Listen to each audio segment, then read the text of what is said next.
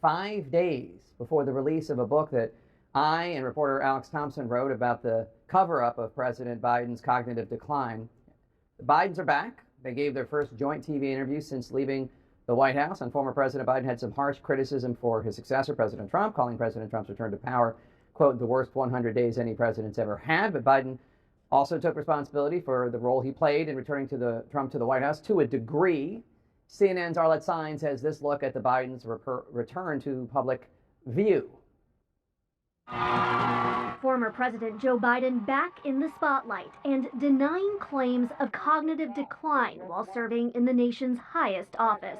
They are wrong. There's nothing to sustain that.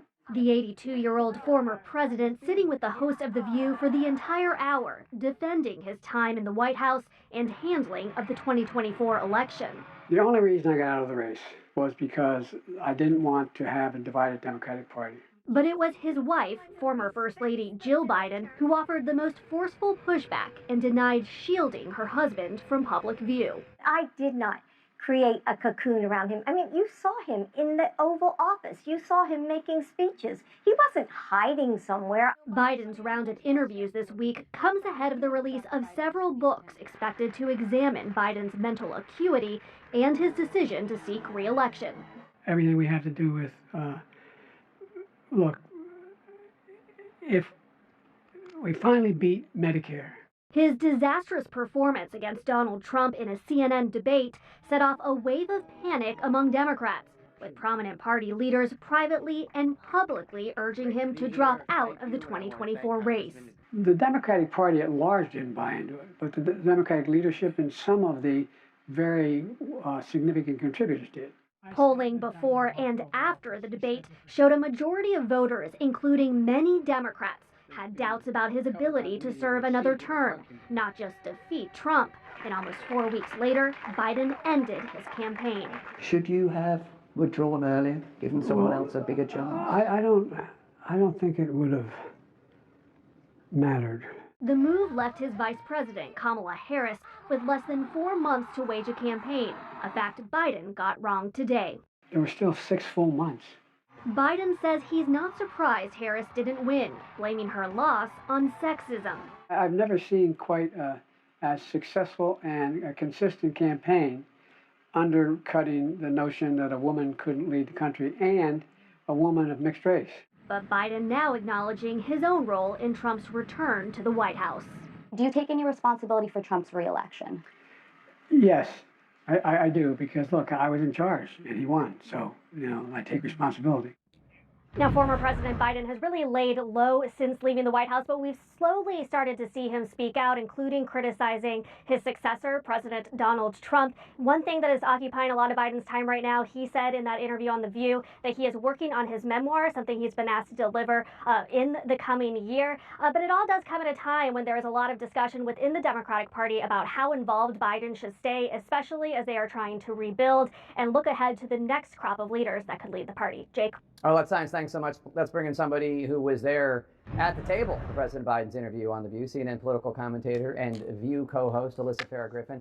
Alyssa, congratulations on the interview. You asked President Biden a number of tough questions, and I want to talk about those in more detail. But first, what was your general impression of President Biden, what you heard from him, how he spoke, etc.?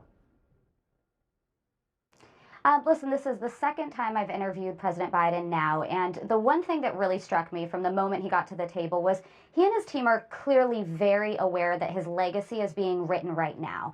And they feel and have this strong sense that they need to fight back and shape the narrative. He immediately got into rattling off accomplishments from his term in office. And I think it's in breaking with a lot of past precedent from other presidents who generally let their legacy breathe and kind of go off into the sunset and let someone else come into their role. So there's a very keen sense that if they don't get out there, someone else is going to write their story for them. And Jake, I have to say, I directly asked them about books coming out, thinking of your book that's coming out. I think this is something his team is thinking about and concerned about, and they want to be able to shape as much of a narrative in advance to get ahead of stories that you may be breaking in it. Yeah, the book, Original Sin, comes out May 20th, so that's 12 days, I guess. Let's play part of that exchange. What is your response to these allegations, and are these sources wrong? They are wrong. There's nothing to sustain that. Number one, one of the things that well, I'm well, and Alyssa, one of the things I think is that the people who wrote those books were not in the White House with us. It's an interesting observation, as if historians have to live in the White House in order to write about the White House, about any sort of presidency. Alex Thompson covered the White House. Yeah. Alex covered it quite extensively. That moment, I think, it jumped out to me. Having worked in the first Trump administration.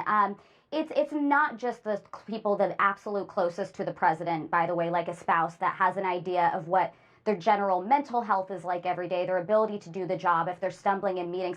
There's quite a few aides, if given access, who should have access to those things. And part of the question I asked and another colleague did is, was there an effort to kind of keep a tight-knit circle so any of these slip-ups wouldn't get out to the public?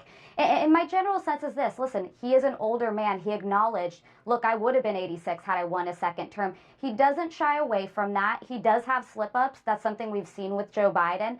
But I think this was very much an effort to signal I was fully in control when I was in office. And he kept pointing to, I wouldn't have been able to pass these many things he's proud of if that weren't the case. Okay. Well, again, the more than 200 people that Alex Thompson and I interviewed, all of them Democrats, all of them supporters of Biden, will get to have their say starting next week. President Biden appeared in two segments. And Jake, if I... Go ahead. Okay. Well, if I could mention, I did ask specifically if, what his relationship was with President Biden, or I'm sorry, President Obama, who was reportedly somebody who behind the scenes was concerned about him.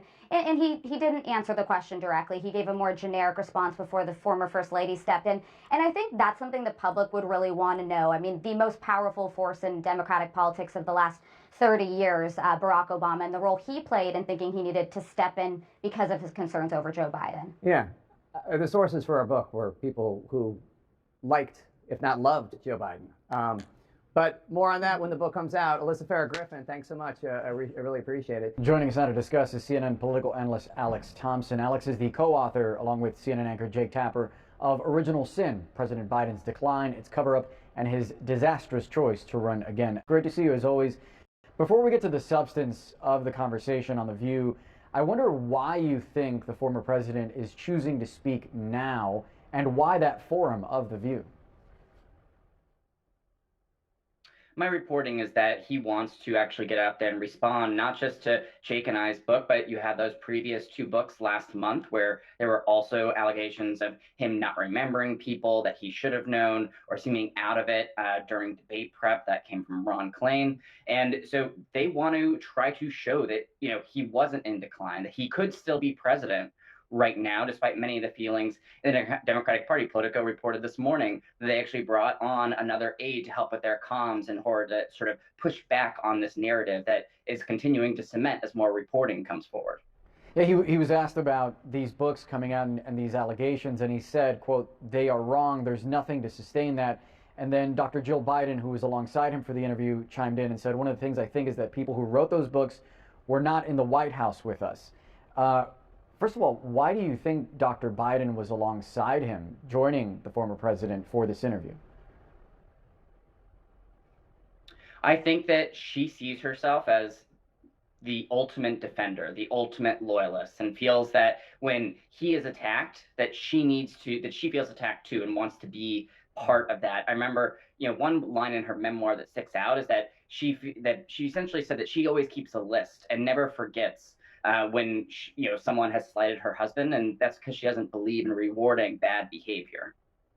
Wow, that's fascinating. And I wonder what you make of the argument that these stories, these allegations have no merit. There's nothing to sustain that, the former president said.